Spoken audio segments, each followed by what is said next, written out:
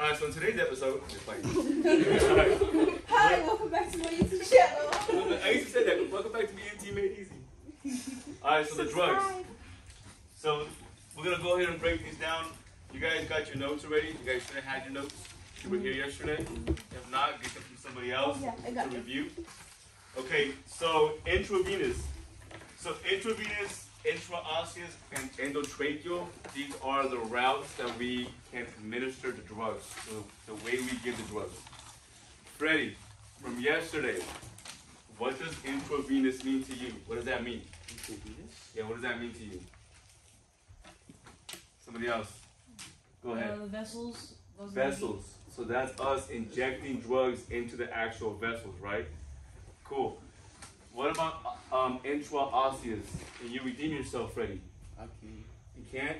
So Into the bone? Yeah. into the bone. So that's us giving drugs into the bone. Good. So when are we going to give drugs intraosseous and why? Go ahead. If you try it with the vessels 2 times and you fail, then you do it through the bone. Perfect. And why can we give drugs in the bone? That doesn't make sense. Because you can't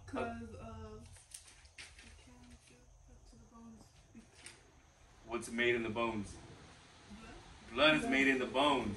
So the blood is actually comes from the bone marrow. So because of that, we can give the drug that we would give in the veins, give it in the bone. It's gonna make its way into the vessels anyways, right? About how much longer is it gonna take for a drug that's given in the bone to take effect as opposed to it being given in the vein? So it's gonna take a little bit longer for it to work. Go ahead, 2 Marisol. minutes. 2 minutes. Because it takes time for it to go from the bone into the vessels, right? All right, good.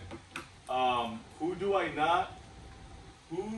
I want to prevent, if I could, like who would I not want to stick in the bone? A baby. Babies. Good. Why?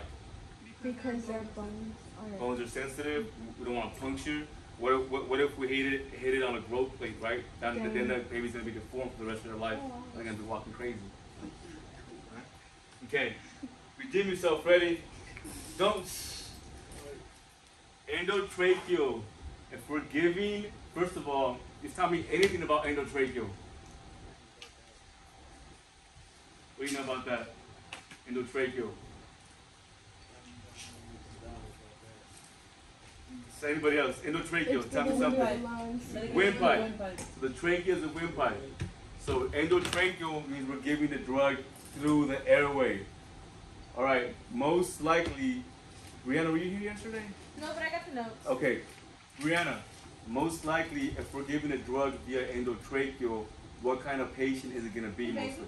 Baby, exactly. It's hard to get an IV on a baby sometimes, okay? And we want to prevent from sticking the bone of a baby for the reasons we talked about. Good. All right. So drug delivery, so intraosseous is through the bone, right? Freddie, what does intraosseous mean? Dude. Does it mean dude? What does it mean? Good stuff. What does intraosseous mean?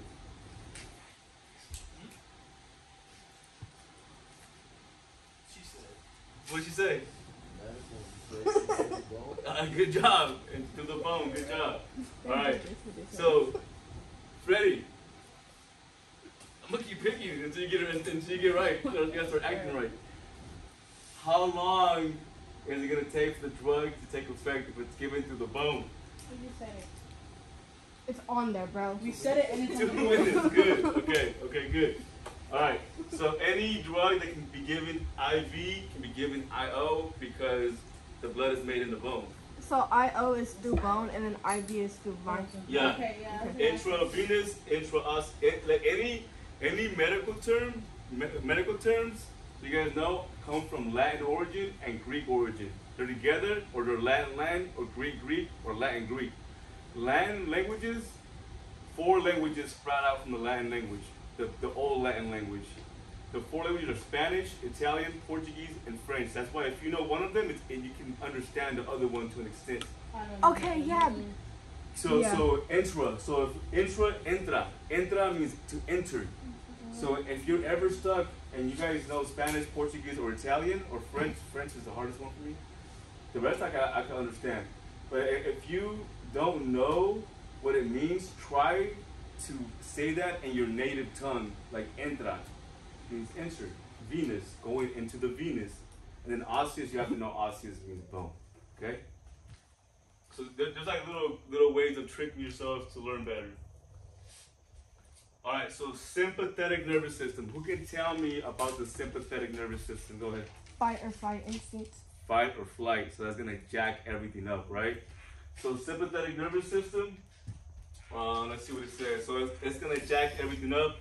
So the sympathetic nervous system is what makes your vessels constrict. If your vessels constrict, what happens to your blood pressure? Think about the water hose. It goes up. It goes up. Good job. All right. It's also gonna make your heart do what, Maite? It's also gonna make the heart Pump up faster. Good. What about your lungs, Marisol? You should know this one. We talked about this one. I think you asked me the question about the lungs. What does epinephrine do to the lungs? Oh, it opens them It up. opens them up. So all sympathetic does is priming your body, is getting your body ready. So it's gonna open up your lungs to bring in more oxygen. It's gonna constrict your vessels to get that blood rushing through your organs, to get that oxygen to where it has to go. And your heart's gonna pump faster to get that oxygen to where it has to go. And you're pretty much just priming your body to either flight, run away, or fight whatever's in front of you. That's what the sympathetic nervous system does, right? And what did we say about the parasympathetic? It's the opposite. It calms everything down. It calms everything down. It relaxes everything. So let's go back to sympathetic. Epinephrine, dopamine. Next to those notes, go to your notes right now that you had for dopamine and epinephrine. Those mimic the sympathetic nervous system.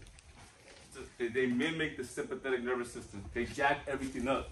So patients with a heartbeat that's too low, that's why we want to give them epinephrine or dopamine, okay? Because we want to bring that heart rate up. Because if it's too low and we're helping them out, it's too low to where they're gonna die if they don't get the help. Most likely. Any questions? Cool. Okay. On the flip side of parasympathetic, the top ones: magnesium sulfate, adenosine, amiodarone, satolol. Those are all going to fall under, they mimic the parasympathetic nervous system. Okay? They mimic the sympathetic nervous system. Okay.